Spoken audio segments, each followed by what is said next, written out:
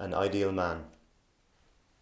How can I compare to Oscar Wilde, with his silk stockings, his velvet coat? The flamboyance of tracksuits is deemed mild, but when I met her, it was easy to note her utter devotion, and so I prepared witty remarks for our next date. In lecture halls she first revered his mind, she said, then spent the late evenings of a summer with each decadent word. We learn less through study, I purred.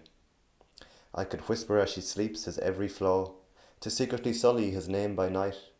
Yet I once opened his pages with awe, excited in bed like a sodomite. I could sicken her with so much praise heaped upon him, his words would rust. She'd ask herself, was it just a phase of foolish youth, linguistic lust?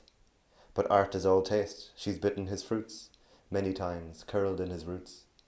I've made a decision, I'll grow my hair as long as Wilde's, so it laps about my eyes and frames my simmering stare. So thick and rich, my ears are snuffed out. If I went to jail, I'd earn that allure of tragic talent gone somehow awry. So free to roam, my thought would mature like Beaujolais, and maybe she'd cry as hard as the labour I'd give for each word. And women like men to be captive, I've heard. Perhaps I could be her ideal man, with less taxing tasks, like pouring her tea, as she lies back on a white divan, or by simply listening and occasionally chancing an intelligent comment or two, borrowed from a book on a dusty shelf. That rogue Wilde, he could easily woo any crowd with the art of playing himself. Thus my efforts would seem dull, recited, and women should be relentlessly excited.